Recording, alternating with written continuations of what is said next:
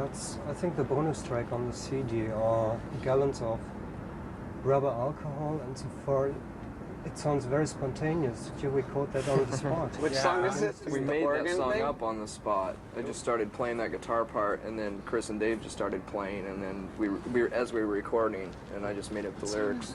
That's that one song. We recorded this song in Rio de Janeiro. Oh yeah. At this tiny BMG B studio that hasn't been used for like 60 years. And they had this like Neve board. They blew the dust off it, and we just plugged in and just started screwing around. And we did that song. It was total spontaneous. You know, it was just one of those things. Yeah, it gives that feeling. It's free association. What the hell does the title mean anyway? In utero, I think there's like an in vitro pregnancy, and there's no, I mean not that song. Oh, gallons of rubbing alcohol will cleanse the strip. Well, I guess it's our contempt for the hairspray, Guns N' Roses Poison scene that was going on in LA a few years ago. Something else I found it. I know one question beforehand. The way you recorded was just on an 8-track machine. Is that news? No, that's not it's a 24 track. It's 24 the same track. board that recorded Back in Black by AC/DC. yeah. And what was the story that some of the songs had been remixed? 2 songs were remixed. Which were? Heart-Shaped Box and All Apologies. Because the vocals weren't loud enough, and I wanted to put some harmony vocals in the background that I failed to do when we were recording with Steve, so we asked Scott Litt to come down and do it. It took about a day or 2. Yeah, a couple days.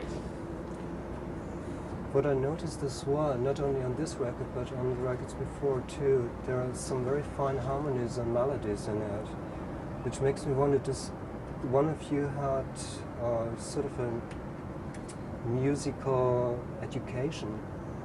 I don't think any of us Absolutely do. not. Nothing at all. I have no concept of knowing how to be a musician at all whatsoever. I mean, I don't know the names of chords to play. I don't know how to do major and minor chords on a guitar at all. I mean, I couldn't even pass, you know, Guitar 101, Folk Guitar 101, you know. Everyone knows more than I do. I took accordion lessons when I was a little kid. I played the trombone, I think, when I was about 8. For real. I was in band and I played snare drum during junior high and grade school. And I never learned how to read music. I just copied the other people that took the time to learn how to read. And it was just so simple. You know, boom, tap, boom, tap, boom, He's a tap, good tap, drummer. tap, tap, tap, tap. And I just copied them, you know, just to pass. I didn't see any reason to. Even at that age, I didn't see any reason to learn anything that someone else has written, you know. If you go by a text, then you're pretty limited, you know. Do you consider... burning. Good. Do you consider yourself being more a songwriter or a guitar player? Oh, songwriter. I have no desire to become any better of a guitar player. I just don't. I'm not into musicianship at all. I don't have any respect for it. I just hate it. You know, to learn how to read music or to understand arpeggios and Dorian modes and all that stuff is just a waste of time. It just, you know, it gets in the way of originality. Do you like Leonard Cohen? And are there other writers who you could name as sort of an influence, or people who impressed you in what they were doing? Well, yeah, just mostly, you know, early to late 80s punk rock, American punk rock, and then, you know, late 70s English punk rock. That had a lot to do with stuff that I was into. I was just pretty much consumed with that whole scene for so long that I never really denied any of the other influences that I had before, which is like the Beatles and Stones and stuff like that, dinosaur rock. But what about writers, like lyricists or poetry? Probably Beckett's my favorite. I like him a lot. Because, I mean,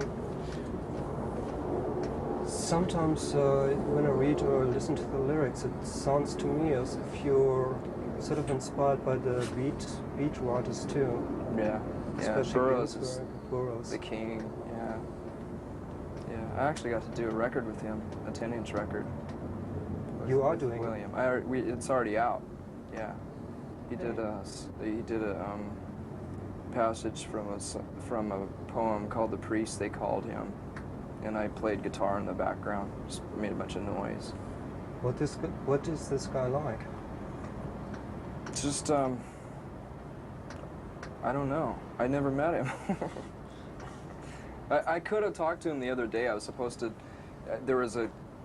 It was a set-up meeting for me for him to call me, because we wanted him to be in our next video, because of mostly not because of our association with him, or to exploit anything like that. Because maybe because I don't want anyone to think that I want to have a relationship with William Burroughs because of my past drug use or my respect of him or anything. We mainly wanted him to be in our video because he's an odd-looking character. We wanted an older gentleman to be in our video and to do a few things, but we realized that the things that we wanted this older person to do was a bit degrading to have William Burroughs himself do it. We wanted a person to be on a cross and in a hospital bed and stuff like that, and it was just too insulting to ask him, so I canceled the call. I mean, that was my chance of actually meeting him, and we've exchanged a letter through fax, and we have respect for what each other does, but I've never really had the opportunity to, I mean, other than that, I haven't bothered to, meet him yet, but I still want to. Yeah, he must be a great guy. Yeah. I would love to meet him one day. Yeah, his letter was really nice. On one or two songs, you hear a cello or some string arrangement. Was that played live? No, it was. We had her come in after the basic tracks were down and had her play along with it. Is that the cello player you had in New York too? No, this cello player was Steve Albini's girlfriend at the time. And it was just a matter of convenience. She happened to play cello and we needed one, so she was there. And she turned out great. She did a really good job.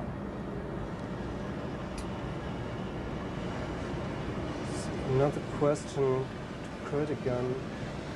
You're left-handed. Do you find it hard to get the right guitar player? Usually, yeah.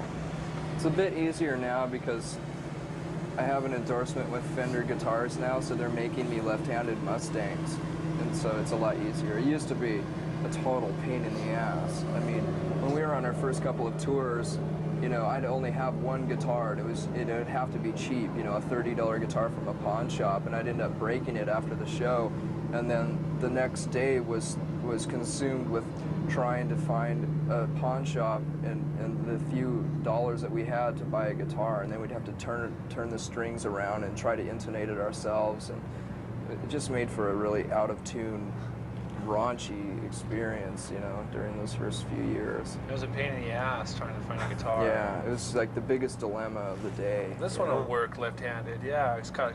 This part's notched a little bit.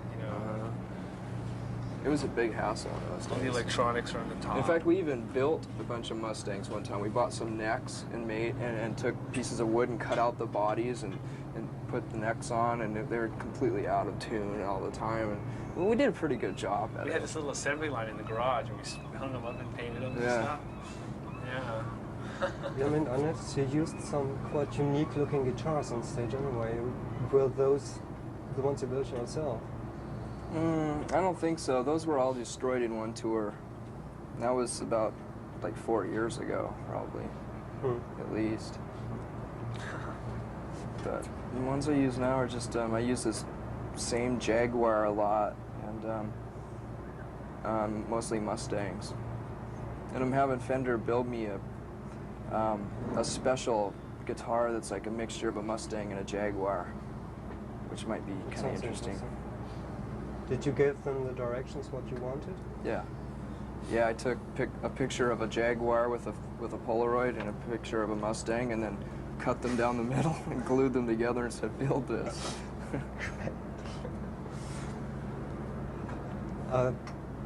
This record, Nutra, is getting more back towards Bleach. And you said, like months ago, that you want to get rid of some of the fans who just came from the pop side. Do you think you will achieve that?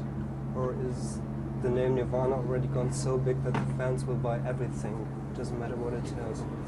I don't know. I don't think so, because when we put out Incesticide, it didn't sell very well at all. It didn't even sell like a few 100,000 copies, you know? Don't want to exclude anybody or anything, you know? No, we're not as concerned with that as we used to be, Yeah. you know? It's not... I think that was like being a little reactionary. Yeah. Kind of going through the whole fame and fortune thing and just making statements like that. It's, you know. There's nothing you can do about it, you know? You can put on a cabaret show and, you know, just make a total mockery out of your success, or just deal with it, you know? I guess, especially in the beginning, it must have been pretty hard to deal with that. Yeah, it was, because we were really concerned with losing the audience that was into us before, you know? Yeah. We still wanted those people because, you know, supposedly we feel like we relate to them in a way, you know? I mean, those are the kind of people that we share common interests with, and those are the people that we're friends with, you know? So we were really worried about that. But I don't think we've lost very many of them, so it doesn't matter anymore. As long as they're there, we can, you know, just forget about the idiots in the back, you know, as long as they aren't causing trouble. That was another concern that we had, is that if we were to have this massively mainstream audience, that we were going to come across a lot of problems in live shows, you know, with macho guys beating up on girls and, you know, starting fights and things like that. You know, the typical things that you see at a Van Halen show or something, you know. And we just didn't want to have to deal with something like that. I guess you must have found it pretty hard too, like getting that intensity the band has when you back. do you sometimes have the feeling that you lose intensity when you play like this big arenas or bigger places? Yeah. I don't find myself having as much fun as I did when we played in clubs or theaters. The biggest example is that was when we played in Europe, when we played all those outdoor festivals. I had a terrible time. I hated it. Like, Chris and Dave were like 30 feet away from me, you know. It was like, hi, you know, it just didn't seem right. So we're gonna make a few changes in our stage setup to alleviate some of those problems, you know.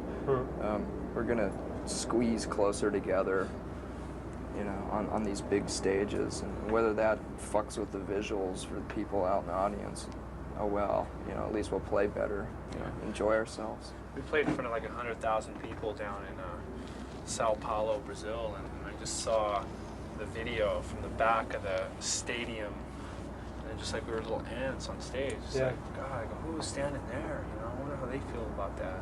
I don't think our music translates in that kind of situation either, because people can't appreciate the energy that is on stage, at least, you know, because they're so far away. It's almost understandable why a lot of lead singers in arena rock bands have this rapport with audience where they're going, hey, how's everybody doing? How are you in the back, people? You know, and stuff like that. Are you feeling all right? Because that's pretty much all you can understand when someone's saying something like that over a PA in front of 100,000 people, you know. It's just, it's hard for us to adapt to that because we just can't do that. We can't bring ourselves to be that ridiculous. And doing the live shows, like, you know, we try to experience this thing with the audience, kind of reciprocate this feeling, this energy, and I don't know how that translates from 3 people to 100,000 people, you know? It's like mathematically pretty wild. We need to get a horn section. Yeah. Are you thinking of employing a second guitar player again? Yeah. Will it be Big John? No, we've hired Pat Smear, who's in the Germs. It's working out great. He's got good energy. So I think that he'll add that to the band live. And if one of us is kind of slacking that night, I think we can count on him to keep the energy going. You know, it's the backup engine. But I guess it must make your job a lot easier too. Yeah, it does. It totally relieves me of a lot of unnecessary things that I have to think about. You know. Looking back, do you sometimes sort of regret that major success of Nevermind?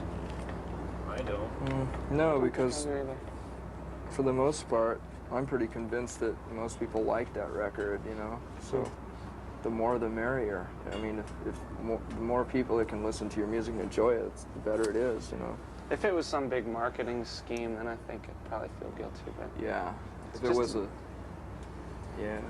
like a contrived thing. But it just happened organically, more organically than anything has in a long time, you know. So it's flattering. Yeah, I mean, especially in the beginning, you sometimes had the feeling that even the record company was completely overwhelmed by it. They didn't expect it. Yeah, they were. They shipped like 40,000 copies, and it was sold out in like a day or two. Then you couldn't get the record for like a week until they.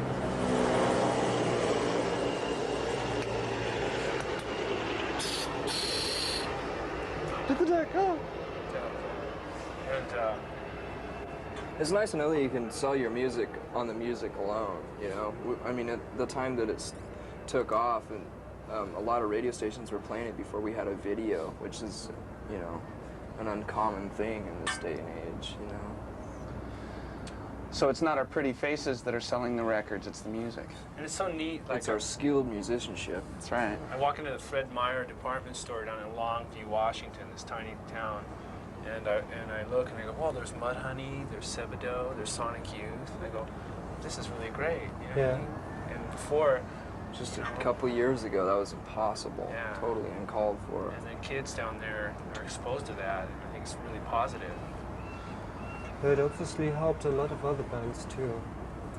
Well, what happened to us has kind of opened a lot of doors. I think we were in the right place at the right time for like a rock and roll, because those old rock dinosaurs, all the poofy-doo hairspray bands were just hanging on and doing the same thing, basically emulating Hanoi rocks like over and over again, and it stagnated like the Soviet economy or something. You know what I mean? Yeah, it got just as boring as grunge will within this year, you know. We did a photo shoot with someone for a cover of a magazine, and he was telling us a story of how Bon Jovi came in and said, he came in with a flannel shirt on, and he said, make me look like Nirvana. And he said, well, that's pretty flattering. If Bon Jovi wants to look like us, you know something's wrong. And that just proves he's a desperate, untalented piece of shit. Do you have yourself an explanation for your success? Explanation? It's all in the cards. It's a roll of the dice. It's a lot of luck. A lot of luck. I think it was like being in timing. the right place at the right time. I think the old dinosaurs they just were holding on as long as possible, and we had this really strong song, and like there were like no #1 rock records. Maybe REM was #1, and Metallica came out and stuff, but just change has to happen, you know. Just part of the whole human experience has changed. So I think that next we're probably going to be old hacks soon. There's going to be this young happening band going on, and we'll probably be slagging us off as like dinosaurs. We'll be defensive, and we'll be so established. Make me look like this new band. Yeah. And we would have just totally consolidated our relationships with people at MTV, the music labels, and different magazines. we've apologized to everybody. We're going to be an establishment, and hopefully someone will come by and Begging to kill get us. the cover of Rolling Stone. Please, I'm sorry. No, because we're so established. Cover of Rolling Stone, when do you guys want it? Here's another line for you. And we're like just totally terrible. We're hanging out with Arnold Schwarzenegger. Yeah. Bruce Willis at their new club. Yeah, opening a new club. Hey, I'm a actually- Republican now, Chris. Hey, me Hey, too. What do you That time- say? Well, it was cool until we had to pay 38% or 36% taxes. Gee, you know, we got the shaft when we lived under Reagan, and now we're getting the shaft under Clinton. I say we vote for Pat Buchanan. Rush Limbaugh. Rush Limbaugh. Those feminazis. Huh. I guess that must be a strange situation Rush. anyway, suddenly being involved in like real big business things on the Yeah. financial side, dealing with tax and whatsoever. Yeah. Well, I'm Nice happy to things. fucking suffer for, you know, I'll be glad to, you know, throw out more of the money that I made if it's going to be put in the right places, if Yeah. it's going to help the economy. I mean, everybody should suffer, you know, everyone should start wearing sweaters and turning their heaters down and, you know, I didn't mind standing in gas lines when I was a little kid during Carter. I mean, I had to sit in the car and wait in line with my dad, and he just cursed Carter all the time. You know, what a bastard. You know, the convenience of America is ruined. And they still Everybody give Carter has a to- bad time. Yeah, everybody has to swallow a little bit of bad medicine to make things better. So, You know, fuck it. and they're kicking Clinton around, but it's like, remember Nixon and Iran Contra, Reagan, SNL scandals. Nobody even brings that up. You know, it's just really crazy.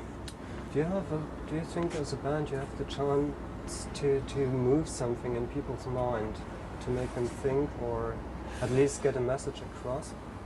Well, it's not like a real conscious goal of ours or something that we prepared to do. It's just like it just emulates the personalities that we have, you know. We've always been conscious of political things as much as our, you know, mental capacity can hold, and We've just been aware of things, and it just kind of surfaces. It comes out just because that's what happens. I mean, we don't have like this angle that we're like a political band or anything. We've always tried really hard to not put out too much of an image of being too politically conscious, you know, so it gets in the way of the music, because you know, that's more important. And I think too, like in this country, that people are so apathetic and they're so unconscious in front of their TV sets, and somebody like us who has somewhat awareness, it makes it look like we're really aware. We're not. I mean, you know what I mean? This is just things we're concerned about, and we just talk about them, you know? Just because we talk about them at home, or we talk about it with friends, we just happen to talk about things in interviews. You know? Have you already made the experience that groups like political or other social groups tried to use you, or the success you have, or the name? No, I wouldn't say they've used us. We've had a few offers from some political organizations, like the FAIR organization, who has been working for years to expose a lot of injustices and to try to promote real truths in a lot of things that have happened politically. You know, it's like an underground leftist organization that tries to expose the truths, and you know, and they're totally masked over by USA Today and magazines like that. You know, right-wing owned magazines that a lot of time the truth and the details of a story aren't ever reported, and that's what this organization does. So they came to us, and of course we're going to, you know, want to do something with them to help them out, because I wouldn't say anyone's tried to take advantage of us in that way at all. FAIR is an acronym for fairness and accuracy in reporting. And I think I've been really conscious of what's been going on in the media, with, you know, being part of the media, you know, and then I just look at the way the press responds, like, you know, being all over the president, or being all over Waco, Texas, or Amy Fisher. You know, it's really interesting. There's a lot of bozos out there who just, they form public opinion. You know, people really don't think for themselves, and they have a big responsibility. So they're just basically exploiting it. And there's this group here that just is into like truth, reality, you know. Yeah, that leads me to Just like these bad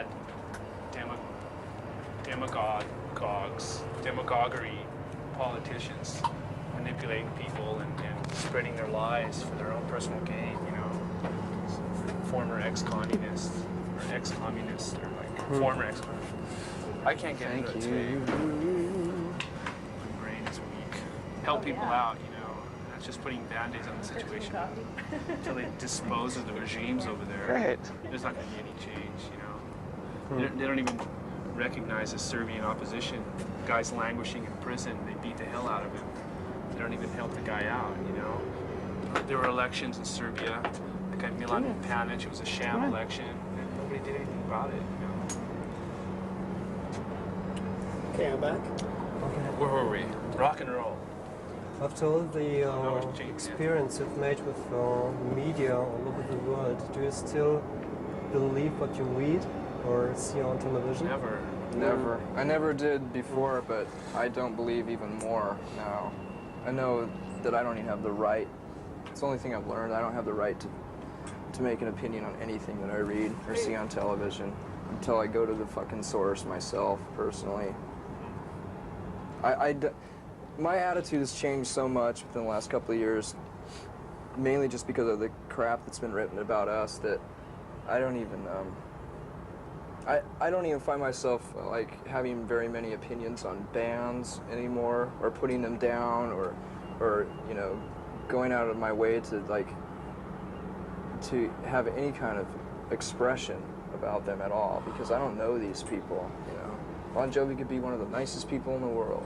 His music sucks, but you know, I don't even want to bother with even expressing those kind of opinions anymore, because I know that there are people, you know, probably in this town right now talking about us, you know. So I heard that Chris Novoselic, you know, blah, blah, blah. With his dog. With his grandmother's dog. And it has AIDS. Which is not true, by the way. I'm just wondering, does that sometimes affect your private life too? I mean, your friends or your family are reading the stories about you. Mm-hmm. Yeah, it's weird to talk with your wife's great-grandparents and they bring up something like that. You're just like, man, that's not true at all. Then you have to explain to them how people have different agendas. Each writer has their own perspective, and maybe the magazine editor has an agenda, you know what I mean? And you're at their mercy, basically. So all you can do is be as honest as possible, put on a happy face, roll with the punches. I mean, frankly, what surprised me, even though I'm working in the media, there were certain magazines where I thought, okay, whatever they print is at least well researched, like Newsweek in America or Spiegel in Germany.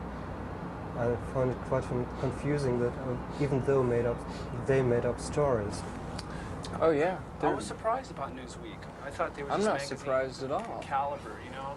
No magazine has any ethics at all. There isn't any magazine Mainstream that would, magazine. yeah, a mainstream magazine that would ever, you know, stop a good story. You know, they want to sell magazines. They're in the entertainment business, Yeah, that's and that's they the use, point. you know, But they use politics as some kind of fucking fake tool to sell their magazines. Right. But in this case, I thought this is a sort of magazine who have to lose a real reputation as well.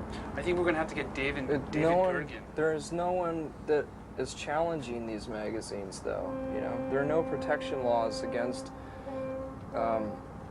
you know, false things that are written about celebrities. You know, libel suits are a complete farce. You know, you basically, a libel suit is just a challenge between two people that have a lot of money, you know, and whoever has the most money will win it, you know. And if you go up against Condé Nast or some major corporation that owns a whole bunch of magazines and owns this one magazine that wrote shit about you, they'll just filibuster for years, and you'll spend hundreds of thousands of dollars in challenging them, and you'll end up losing.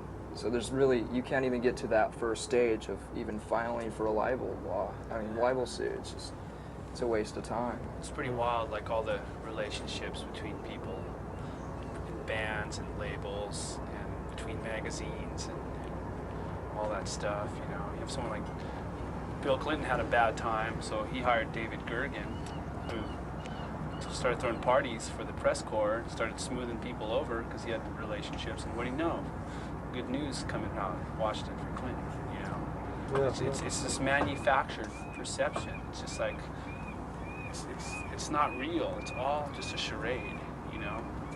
And the bottom line is Stoli vodka ads on the back, full-page Stoli vodka ads on the back page, or Marlboro Man ads. You know, they just get that money, and everything in between isn't really that important. Television, same way. So we're going to start our own magazine. It's going to be called The Nerve-Wracker. Nerve-Wracker. Yeah.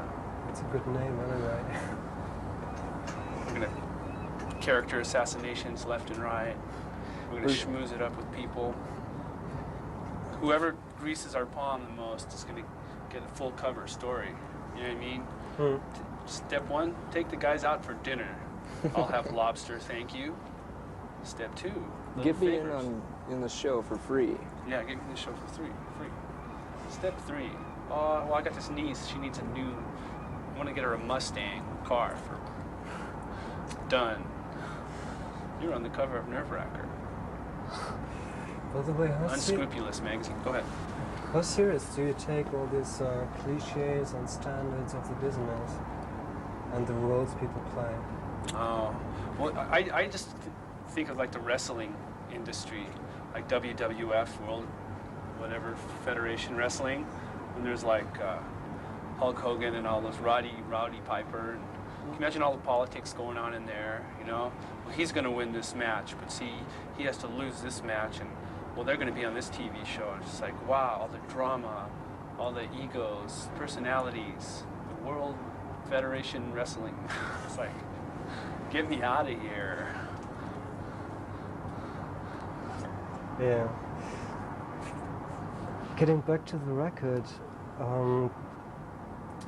is it incidentally that the opening track of the intro of Rape Me sounds a bit like some part in Nevermind? What part? Nevermind. Smells like Come Teen on. Spirit. I read the I'm question. just trying Well- to remember that. Yes. It was So, incidentally. what was the hit song off the second It's Knack an record? obvious inside joke. If you play the hit song off the second Knack record, it sounds like My Sharona. If you play it backwards, it sounds like My Sharona. Really? So that's what we were doing. Shit. But you should. I recommend playing In Utero backwards, and that's. Ooh, I let it slip. Oh, I shouldn't have said that. There's all kinds of Kurt is dead stuff. You know, total devil worship of the worst kind. Altars, virgin. Now some naked. white trash mothers are going to sue us after they beat their children for a few years and neglect them, and then they kill themselves and blame it on us. And That's they right. blow their faces off. I and gave they him look a like good Christian upbringing. dope, man. What happened? I tanned his ass every day. He should have turned out just fine if it wasn't for that record. Tan his ass. Because no kids committed suicide yet listening a Nirvana song. Let's hope. They're committing social suicide. And this is so typical American. You never get that in Europe or in Germany. Well, this is, I don't know, there's a lot of symptoms out there, like kids killing themselves, or people walking in McDonald's and blowing people away. They're always killing people that don't deserve it, though. Yeah. You know, if you're gonna go kill a bunch of people, why not assassinate someone who deserves it? You know. But they don't show that as like a symptom. They just say that's a problem, random act of violence. But maybe that's a symptom of the kind of country we live in, people's values. You know what I mean? I say they're all just fucked. I'll answer that question first off by saying that everybody's fucked, if you ask me. And then where do we take it from there? We're all fucked. All right, well, we've established something, some kind of criteria, like a base to where to get onto. Maybe we're all a bunch And of... how are they And fucked? how are they fucked? Well, I don't want to think about that because that just involves effort. You know what I mean? Because then if I just waste my time thinking about it and we create some kind of dialogue about it for a while, then we'll just come back to the conclusion that we're everybody's fucked. Everybody's fucked, you know. So we just have to take up smoking and live a leisurely lifestyle. You know, bomb some third world countries, walk into McDonald's and shopping malls with automatic weapons readily available. Hey, if life gets too tough, just buy an AK-47 and walk into McDonald's. You'll feel better. Yeah, because you hate Mondays. What's your favorite day of the week? Fun? What's your favorite day of the week? I guess Wednesday. Wednesday? Yeah. Because you're in the middle of the week. When's Friday, man? TGIF. Thank God it's Friday. That's a good move. Sunday, because it's the Sabbath, the day of the Lord. But if you're a Seventh-day Adventist, your Sabbath is on a Saturday, and they don't eat meat, by the way. And they seem like nice people. I don't know how preachy they get. So if I was to like subscribe to any kind of Christian dogma, maybe be a Seventh-day Adventist. I'd be a Jehovah Witness. You'd be a hobo witness. Kurt's walking around peddling watchtowers. Hobo witness. I'd be a Mormon. I'm a Mormon. By the way, who's that Francis Farmer who's going to have a revenge on Seattle? What? What about it? What denomination was she? What about it? Oh, you should read Dreamland by this PI reporter. I wrote this book about her. It's really good. She was, you know her story, don't you? She was an actress that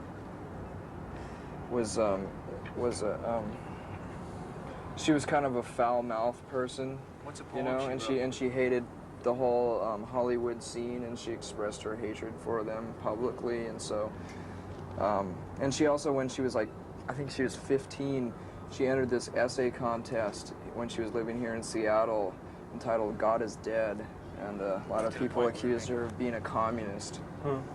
And then she went to New York and was a part of this acting troupe, and so it supposedly had communist ties too. And so then there's this big conspiracy amongst a judge, a very well-known, prominent judge here in Seattle, and a bunch of other people who had ties with Hollywood, and they basically just set her up and ruined her life. You know, they had some pictures taken of her when she was arrested for drunk driving, and it was a big, huge scandal, and she eventually was sent to a mental institution and given a lobotomy and raped every day for years, and just totally abused, and ended up like working at a Four Seasons restaurant alone and dying by herself. There's a Bainbridge Island. That's where she was institutionalized, right over there. Mm-hmm. There's this whole broken down like infirmary there. For years, every night there were lines of custodians, friends, and people, you know, part of the staff who would wait in line to rape her every day. You know, she went through a lot of shit. And it just disgusts me, you know, to know that there are some of the people that are part of that conspiracy are living here in Seattle in their comfortable, cushy little homes with their families. And, you know, it's 40 years after the fact, and it's just He's a just God, makes me not a want to fair kill one. him. Yeah. And they're still That's living what the here Christians as good say. citizens. God, why was there Auschwitz? Well, I'm a just God, not a fair one. Oh, okay. You know. Yeah.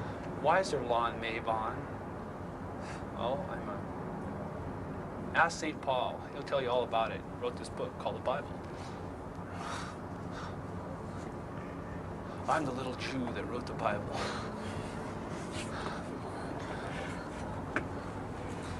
Do you have already set a tour up? Not for Europe, just for the States. I'm gonna take it one tour at a time. I mean, we definitely want to and plan to go over to Europe, you know, in Japan, Australia. It'll But probably be probably January or something like that. We'll be in Europe. I mean, touring must have changed for you quite a lot too. Suddenly being confronted with this giant machinery, a hell of a lot of people. I mean, when you play big venues, you need a hell of a lot of people and equipment and a real organization behind it. Yeah, we used to drive around, just three guys in a van. yeah, Haul but gear. you know, compared to a lot of other bands that are on our scale, like we only have like a handful of roadies, people, and a tour manager and a helper for him. You know, it's like a lot of bands that are bigger than us or as big as us, you know, have like 50 people on the road with them. It's just this big, confusing, stupid thing that happens. We're still really down to earth in that area, and we may suffer for it a lot of times because we don't get things done, but oh well. Save a lot of money. It's just funner and simpler that way. You could. Yeah. Having a family, did that change your attitude towards music at all? Not towards the music. But to the life combined with it? That seemed that much more optimistic. I mean, I totally, I like having a family. It's fun. It's great. But, you know, I'm still angry about a lot of other things, you know, in life, so it doesn't really, you know, stop me from being angry in music. It hasn't changed us very much. Do you sometimes do you write together with your wife? What? Do you sometimes write together with your wife or create stuff? Sometimes we usually, I wouldn't say it's really writing, it's just jamming, just playing together. I think Royal Penny Tea. What? Royal Penny Tea? Penny Royal Tea? Penny Royal Tea, Yeah. Well, they're covering that song. It's mostly my song, you know. But, kind of just jammed on it together, and they want to record a version of it. You know. Okay, I better finish. Thanks a lot. How many more do you have to do today? I don't know. Metropole gilt derzeit als die Hauptstadt der Rock.